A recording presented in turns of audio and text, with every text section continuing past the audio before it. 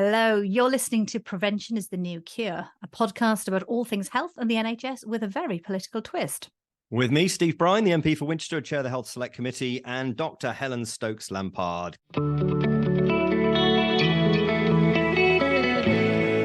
Good afternoon, Helen. Hi, Steve. How are you doing? How are you feeling better? I am feeling a little bit better, yes, but we might come on to this later. There's an awful lot of things going around, isn't there? There certainly are. Every GP will confirm to you there's a lot of it around, and paracetamol, rest and fluids are probably the answer. But we'll come back to that. No guest today because there's just so many things to talk about, and every time we do the podcast I think I'll probably end up being a shorter edition this time because there's not an awful lot kicking around, and then there's an awful lot kicking around. So this is episode 19, Prevention is the New Cure. Last time we spoke, we'd obviously just had the cabinet reshuffle.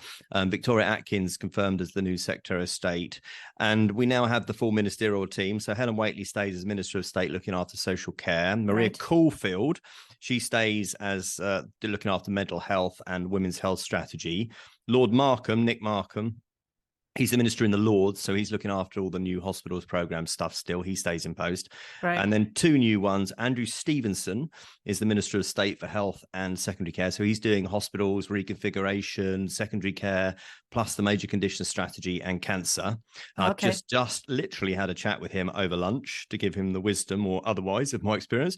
And then finally, making up the team, we have Andrea Ledson, who's doing by and large my old job, which is public health and primary care. So she looks after a lot of the prevention stuff, so screening, tobacco, diet, obesity, sexual health, pharmacy, social prescribing, all of that. So that's the team.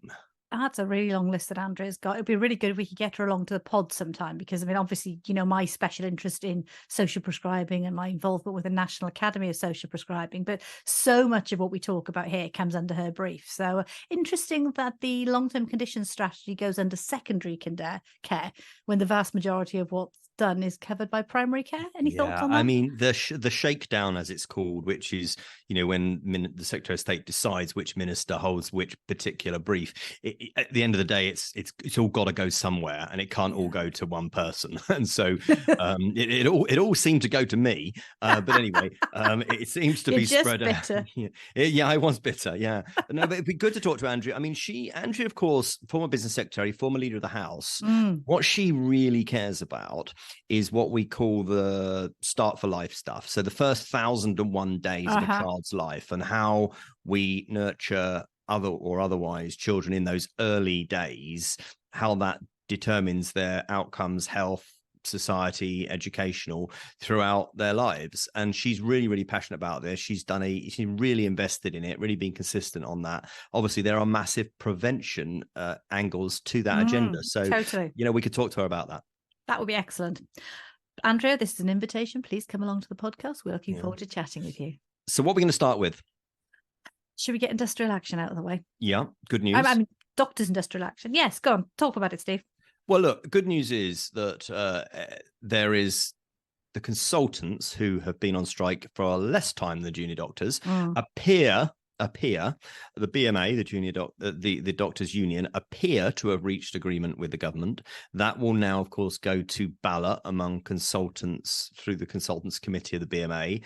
And I mean, basically what they had was a headline pay increase of 6%, which they didn't like, and they rejected that. That's what was announced, recommended by the independent NHS pay review body. Yeah. And the government said, that's it. Strike action continued, and the government have now come back with additional investment of about 3.5% on top of that. But crucially, it won't be this year. So it'll be backdated from next year. So it doesn't affect what you call the headline pay.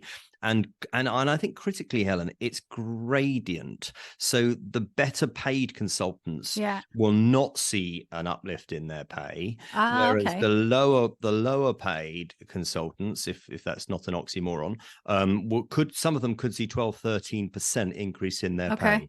So it's on a gradient, which I think seems to make sense. I mean, you tell me, what do you think the feeling is? Do you think the BMA will accept it in the ballot?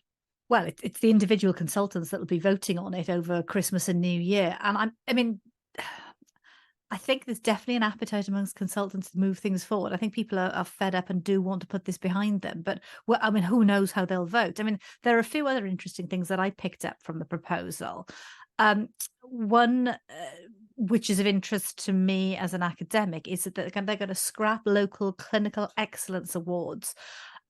These are like supplementary points for people who give outstanding service and above and beyond what they're contracted to do, which have often been used to reward people who do academic work.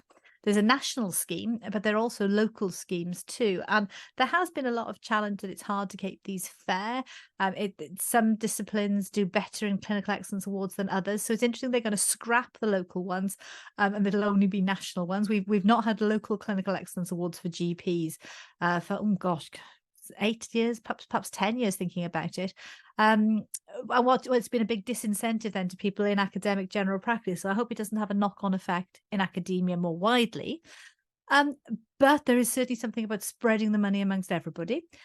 I think there's going to be a good proposal about parental leave. They're going to improve shared parental leave, so consultants would be treated the same as other NHS staff. I mean, it always seems to me ridiculous they weren't before. So I think that seems very fair and sensible. And I think one other thing that employers, but certainly NHS employers, will be pleased about is the rate card. This is a series of fees that the BMA had been recommending that senior doctors charge for their time if they're doing overtime or locums. Apparently that's going to be scrapped. So there's quite a bundle of things. I'm sure there's plenty more in there as well, but those are the ones I'm aware of. Yeah, and so in answer to your question that I think you posed on our WhatsApp group for the podcast, is there new money for this? I think the answer to that is no, because what this does is it reprioritizes money into pay from other areas, some of which you've just mentioned. So around the excellence awards, around the rate card, and I suppose that was the quid pro quo, and that's what the employers will have to deal with as a result. But the consultants were withdrawing their labor because they didn't feel they were paid enough. Then to pay them more, you either have to find new money from the Treasury, which, as we know, there's not an awful lot of, or you have to move money around the system. And I think it looks like the latter. Now, of course, the big one is the junior doctors, and there has been no news at all on the junior doctors dispute. They, of course, will now want, at the very least, the same as the consultants offer. And I presume I hope talks are now accelerating back with the BMA Junior Doctors Committee. But in terms of hitting the Prime Minister's target of reducing the waiting lists and the pressure on the secondary sector, it's the JD's strike that's really impacting more than the consultants, isn't it? I mean, them together is the nightmare scenario, but there are obviously more JDs than there are consultants. There certainly are, although actually consultants with some other types of doctor or other healthcare professionals can still run clinics and theatres, whereas junior doctors cannot do what consultants do. So it's a very mixed thing. I think it would be really good if we saw the consultants' action brought to an end very swiftly. So I'm hoping personally that the vote is to accept the offer if it is as presented. In terms of junior doctors, like you, I haven't heard anything to suggest that there's any progress there. And I'm not even hearing that the talks are underway. So I just really hope that this will be an impetus to things to start moving forward again. But I tell you who is upset, Steve. Nurses. Yeah. Pat Cullen has been speaking out very strongly about it. That's the chief exec of the RCN. Do you know Pat? I do know Pat, and I know that the RCN are absolutely incensed because they received a 5% uplift and a non-consolidated bonus for 23-24. Although the RCN, of course, was never happy about it, but it ended up being imposed. And so, they're pretty cross. And cross nurses, not in my experience, a great thing. Definitely not a good thing. Anyway, Should we move on? Let's move on. I want to talk about New Zealand. An amazing country, wonderful people. Yes, wonderful people. Culture. And not ideal for me being a conservative politician is that the new conservative government in New Zealand has indicated its decision to row back and repeal its anti-smoking legislation. Now, New Zealand was very much the apple of the Prime Minister's eye here in terms of, you know, how he announced, we've talked about it before, that nobody over the age of 14 now will ever be able to legally buy cigarettes because we're going to change the law in this country. It was announced in the King's Speech. They have already had that in New Zealand for some time, but the incoming government there says it doesn't like it, and it's going to repeal that legislation that the Jacinda Ardern's government put forward. Steve, this is terrible. I mean, this bad news. This is horrendous, Newton. I mean, of all the bad things from a public and population health point of view, this is appalling. And I'm really deeply saddened about this. And this is a consequence of them trying to form a coalition government, I understand. Yeah, and this is one reason why I do not like proportional representation, because I think New Zealand First, which is the one party that campaigned on repealing this smoking legislation, they got 6% of the vote.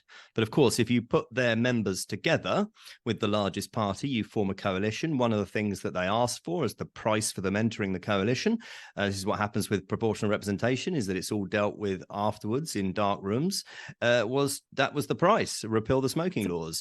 People will die because of this, and you know, my brother-in-law and his family recently moved to Christchurch in New Zealand, and they're both doctors, so I will look forward to hearing when we have the Christmas Zoom call. I should look forward to hearing what they have to say about it. But I mean, look, I just hope that the UK government doesn't get wobbly on this one. I don't think for a minute it will. There would be a massive backlash if they did. I really hope they do. I mean, the public health experts in New Zealand are absolutely up in arms. I had a great quote from one of the tobacco control researchers in the University of Otago who said, "We are utterly appalled and disgusted. This is an incredibly retrograde step," and so on. And I think that sums it up beautifully. And this is bad news, disappointing news. And I think New Zealand, having been a flag bearer for the world, have now just put themselves at the back of the queue. Yeah. Beautiful country, ugly decision. Let's take a break.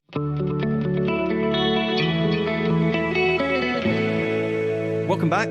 Now, we are going to talk a bit about HIV, Helen. Now, we had an HIV special with Professor Kevin Fenton a few months ago, which was one of our best listened to episodes.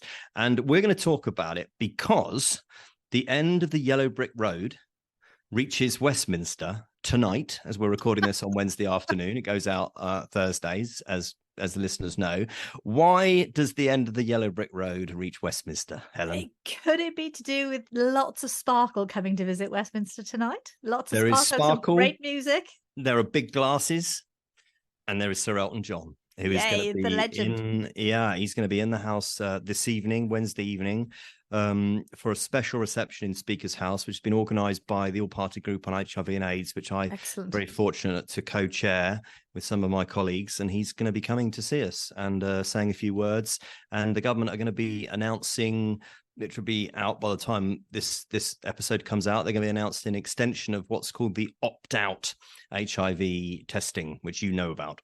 Oh, this is fantastic. So, in fact, there was research published today. I mean, this has all come together really well, but really good research published about how effective opt-out testing can be. So this is an area where anybody who's having a blood test in a hospital A&E unit will also have that blood tested for bloodborne viruses. So not just HIV, but hepatitis, as well as HIV, unless they say they specifically don't want it. So an extra test will be done on a routine sample, and you just pick up people who have got no symptoms at all of HIV. And the study that was recently completed and published showed there were thousands of cases of bloodborne viruses picked up, and over, I think it was like 580 cases of HIV alone. And that's 580 people who are going to have preventative treatment to stop them passing the disease on to others, who have every chance of living a normal, healthy life. Because HIV is a chronic long-term condition. It's not a killer anymore. And that's why this matters, because the drugs now are so good that literally one tablet a day,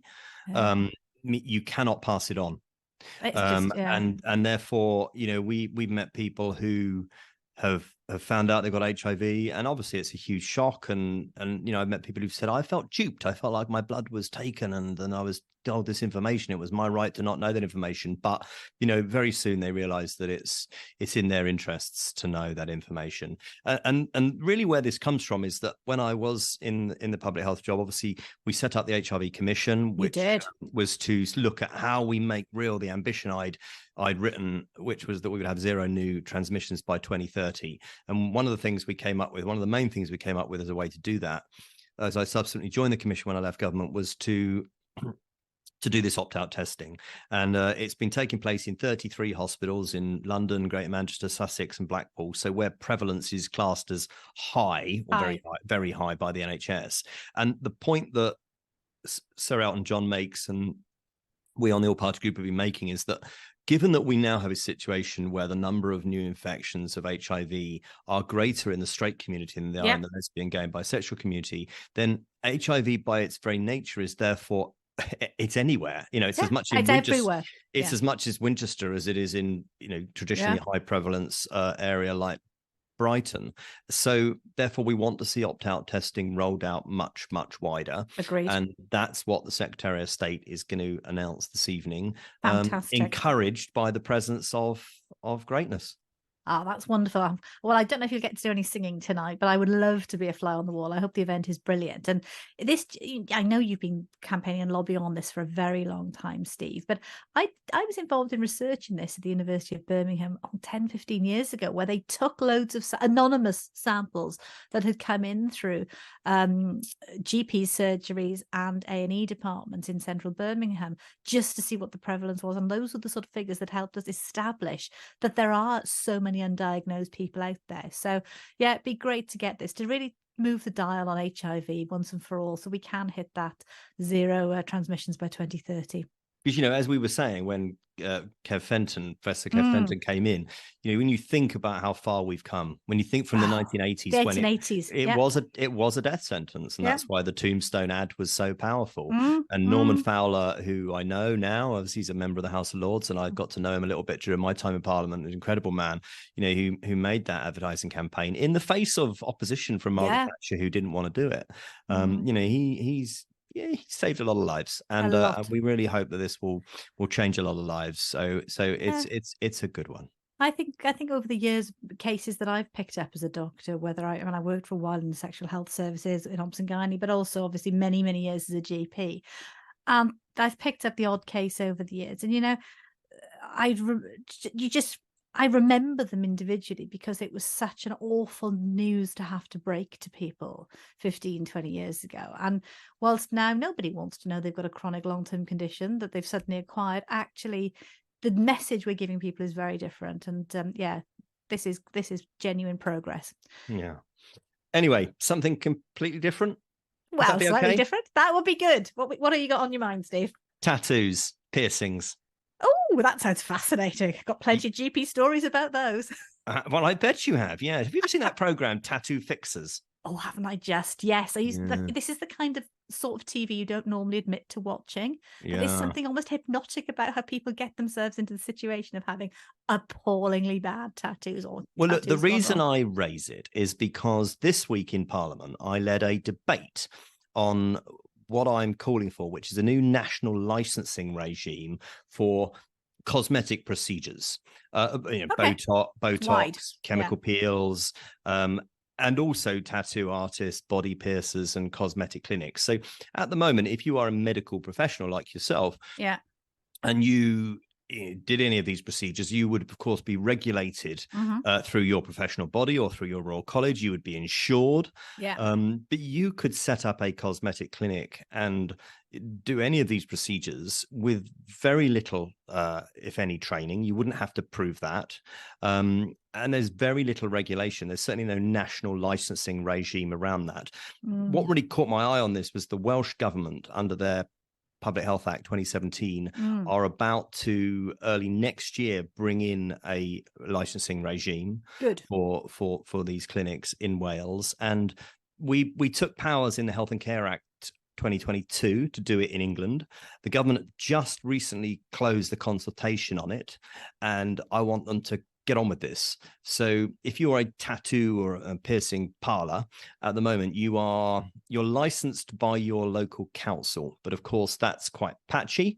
There's no national standard to what that looks like, and of course the confidence in the industry for patients and for practitioners takes a hit as a result. And there are many practitioners who've been campaigning for years for this licensing regime. And so my debate last night was all about that. It's all up on my website.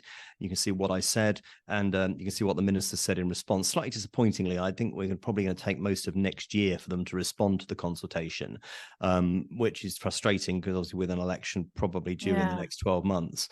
But this is something that has to happen. Have you ever seen in your surgery people who come in with the outcome of where tattoos or where cosmetic procedures go wrong? Yeah, I mean, so quite commonly. So, I work in Lichfield, which is quite an affluent area overall. So we get lots of people who've had Botox, women and men, of a huge range of ages. And where Botox is done badly, that can be pretty devastating for people. I mean, although mostly it wears off. Fillers gone wrong. Oh my goodness, I've seen some horrible things. And where fillers have got infected. I mean, obviously, we're not talking particularly here about more major surgery like breast implants, but breast implants that rupture and challenges there. But to be honest, one of the commonest things I see is more of an incidental thing, or where people know that the NHS won't fix these things for them, but they come in with bad tattoos that they've had done on holiday abroad, where you've got no control, no comeback at all, tattoos that have been infected. Or the other thing that happens is regret when people have had tattoos. Obviously, anything personal you put on a tattoo, if your personal circumstances change, then you're immediately carrying a permanent record of something you'd rather forget.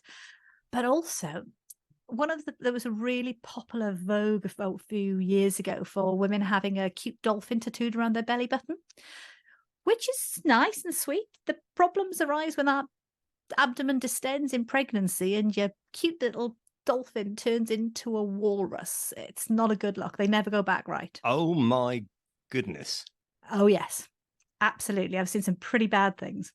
Yeah, it's been fascinating because when I did the health job, I was always doing the German debate or the Westminster debate, and there's this sort of wonderful moment where I was doing a debate on incontinence, and the green annunciator screen here in Parliament said Steve Brine, Winchester, incontinence, and somebody took a picture of it, and it hangs up in a little frame in my downstairs toilet, much to the amusement of anyone who ever visits us.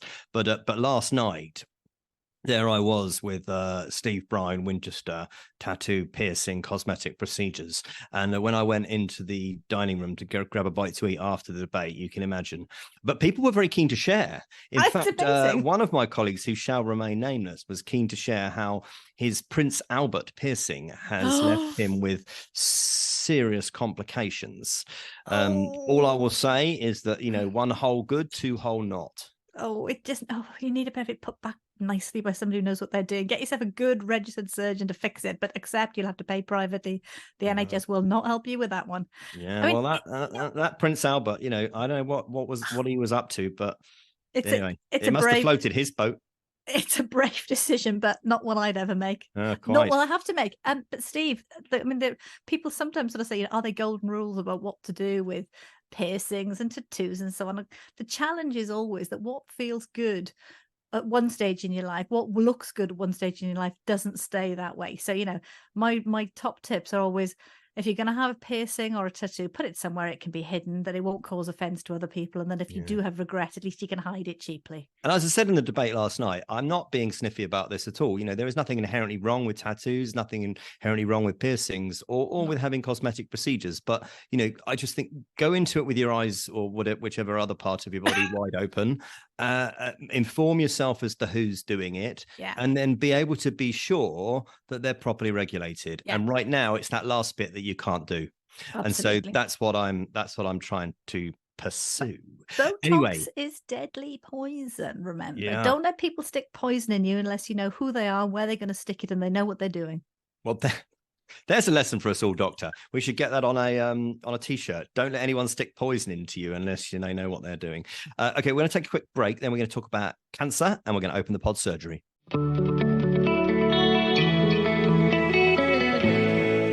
Okay, welcome back. Just us this week, Helen. We're going to talk about Cancer Research UK now, which have yesterday, Tuesday, launched their manifesto, a manifesto for cancer research and care. It is a comprehensive piece of work, and it also comes with a even more comprehensive plan of action for the incoming government of whatever colour that may be. And where this comes from, in many ways, is you all know, we've discussed this before, the government have done a consultation and a call for evidence on something called the Major Conditions Strategy. They certainly have. The reasoning being that if you have cancer, age is obviously a big driver of that, and therefore you have several other comorbidities. And so their intellectual argument is that it makes sense to have a major condition strategy. There is some sense to that. This was Steve Barclay's view. He didn't like lots of plans and strategies, so he wanted one major condition strategy. No indication yet that the new Secretary of State takes a different view. But the one before Steve Barclay certainly did. Sajid Javid, he wanted there to be a cancer strategy, a 10-year cancer mission. I think CRUK, like many in the cancer sector, are frustrated that there is no cancer plan being worked on, a specific cancer plan. And so they've decided to come up with their own. And it's pretty good. Have you had a chance to look at it? I've had a quick look at it. As you say, it's a mighty plan, but the concepts are great. I mean, and let's face it, they're Cancer Research UK, a fantastic cancer charity. I mean, they're on the research side of things, whereas there are a whole plethora of cancer charities that we've worked with who are on the delivery arm. As you know, I'm a trustee of Macmillan Cancer, but there are many great cancer charities out there. And what I like is when they all come together to support in a direction of travel. And I think they are all absolutely unified on the desire for a cancer plan for the country. And that's obviously a strong thread through this whole manifesto. It's a good read. So what they're saying is that 3 decades ago, England and Denmark were improving cancer outcomes at broadly the same rate. Since then, Denmark's raced ahead with pretty consistent funding, long-term cancer strategies being central to their success. Cancer is a fixable problem. So they've got 5 missions. Mission 1, rebuild the UK's global position in research. We talked at length about this in our Future Cancer session on the Select Committee yesterday, in which CRUK Cancer Horizon part of that were there. Mission 2, prevent thousands more cancer cases. Apple's RI. Mission 3, diagnose cancers earlier and reduce inequalities. Good. Mission 4, bring tests, treatments, and innovations to patients more quickly. So that's through the research environment, the clinical trials environment, get it from bench to bedside, as they say, very quickly. And Mission 5, build a national movement to beat cancer together. Now, we were talking when I was in Singapore about, a 20-year plan, and they have a national cancer strategy, and it's all tied together with research, with the political strategy, and it's aligned. That's what they want to see happen, and they want to see it all reporting into the Prime Minister. And you know what? I think they're onto something here. If you look at every major economy that has a strong record in beating its cancer figures down, they have a specific cancer plan. Denmark, we mentioned, the US, many of the Asian economies. I think we are missing a trick in this country by not having it. There's nothing not to like in this from our point of view, says Steve. I mean, obviously, prevention is our angle here on the podcast, particularly. And, there's primary and secondary prevention in terms of, genuinely getting people to live healthier lives so they don't develop cancers in the first place. And then, when we find something early, preventing it from progressing or deteriorating. But I think this issue about diagnosing earlier feeds into a lot of interesting narrative at the moment about the pressures the NHS is under, diagnostic centres. We know there's lots of investment happening across all 4 nations of the UK to try and bring a diagnosis quicker and earlier. But I think they've laid it out really well in this report. Yeah, so all credit to them. And they had a big launch of it at the Crick Institute last night, Tuesday night, which I wasn't able to go to because I was voting here. But, I think this is a really serious piece of work. And I have already said to the new cancer minister, look, you could earned some very early, very big brownie points with the cancer sector by saying, you know what, for the first time in 2 decades, England doesn't have a long-term strategy for beating cancer. We're going to change that. A lot of the work's been done. They've done the consultation that Sajid Javid asked for. They've added to that through the long-term conditions strategy and the major condition strategy. And there's no reason why they can't still have a major condition strategy that brings in stroke and CVD. But we need a specific cancer mission in this country. Otherwise, I know some people don't like plans, but my experience of being a government minister is a plan keeps you honest. It keeps your feet to the fire. Well, if you haven't got something to be measured against, it does make it harder for people to know how good you're doing. So, yeah, indeed. So, is it that time of day? It's that time of day for pod surgery. Okay, so shall I go get first? started? Yeah, I'll go first today. So, interestingly, we had one question. James from Walsall. Should we be worried about swine flu in the UK, Steve? Do you know much about swine flu, or do you want me to fill you in? Well, I felt like I've had flu in recent weeks. It has been a swine. Whether it is a swine flu, I don't know. But what I do know, Helen, is that I keep seeing this on social media, people that I know and who keep saying, anybody else got this bug that just won't go away?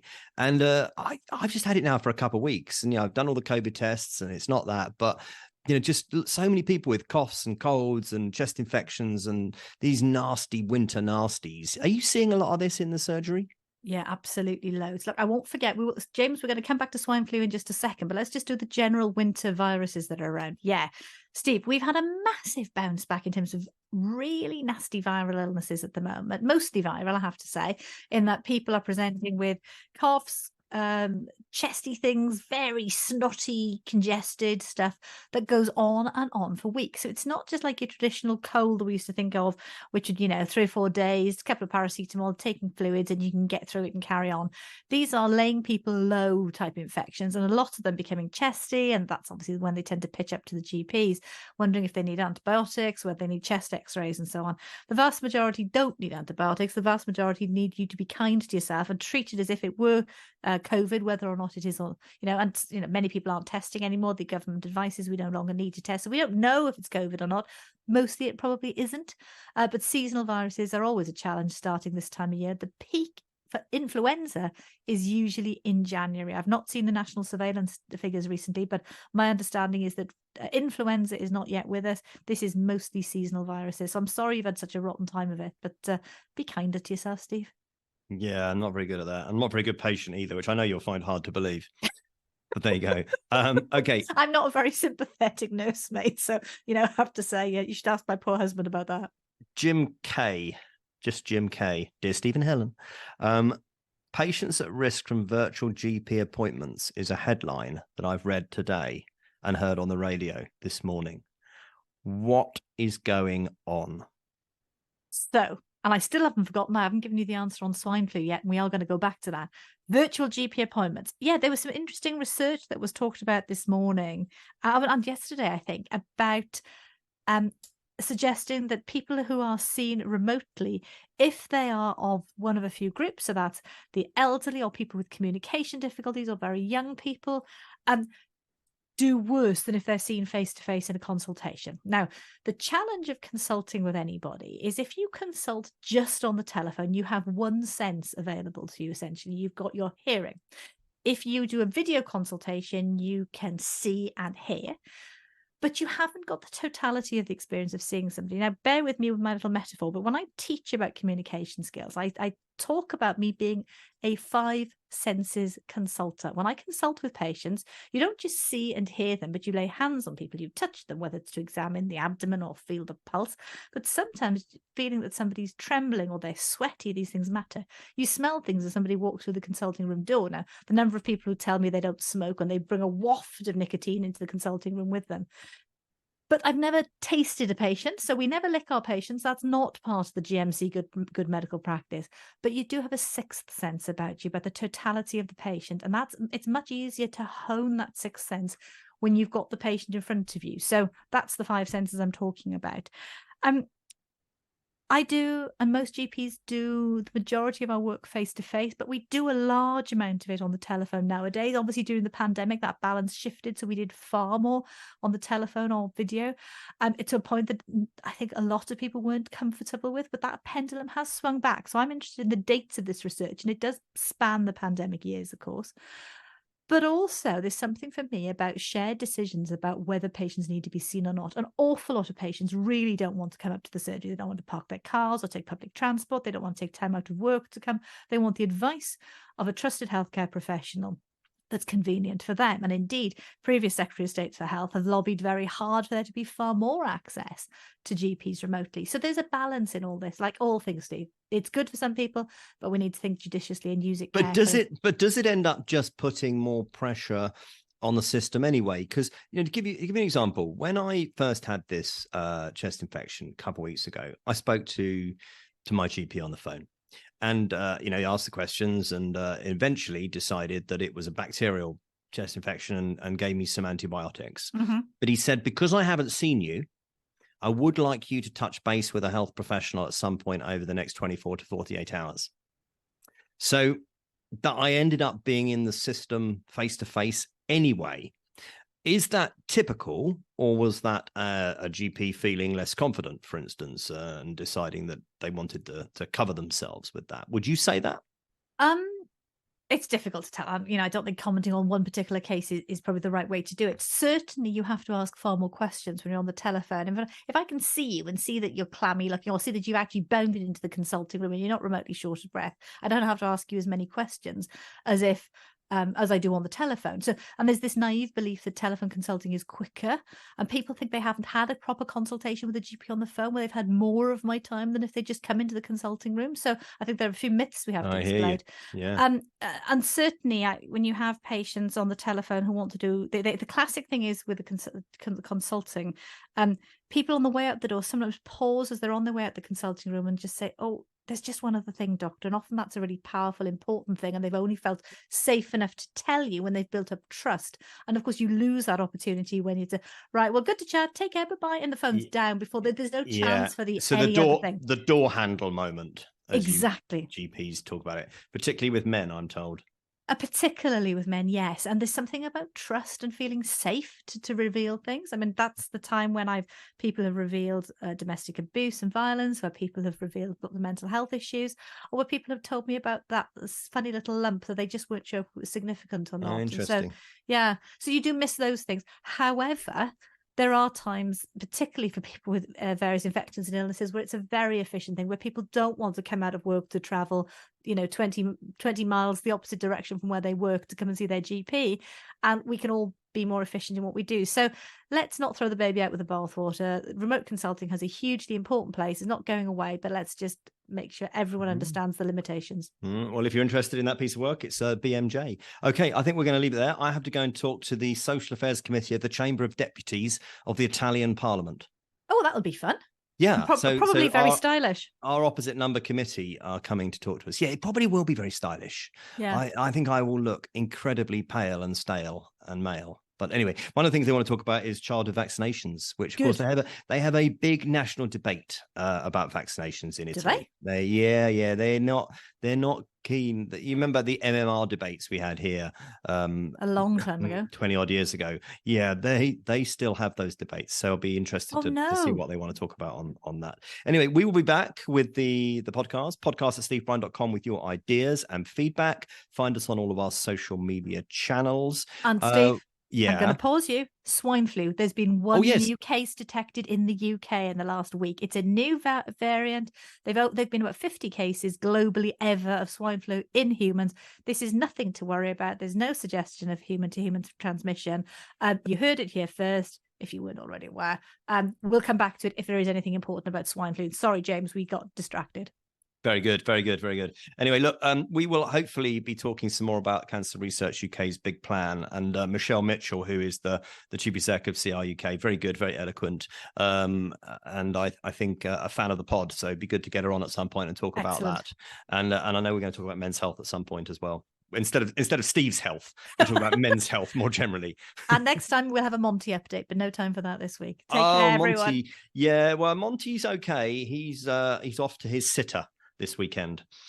He's off to Karen's, which when I say Karen, he gets incredibly excited because Karen lets him lay on her sofa. Oh. Yeah, I know. I'm such a mean daddy. I don't let him lie on the sofa. Well, rather, Mrs. Bryan doesn't. I do when she's not out, when she's not around. But don't tell her that. Anyway, that's all for now. We'll see you next time. Bye. Bye.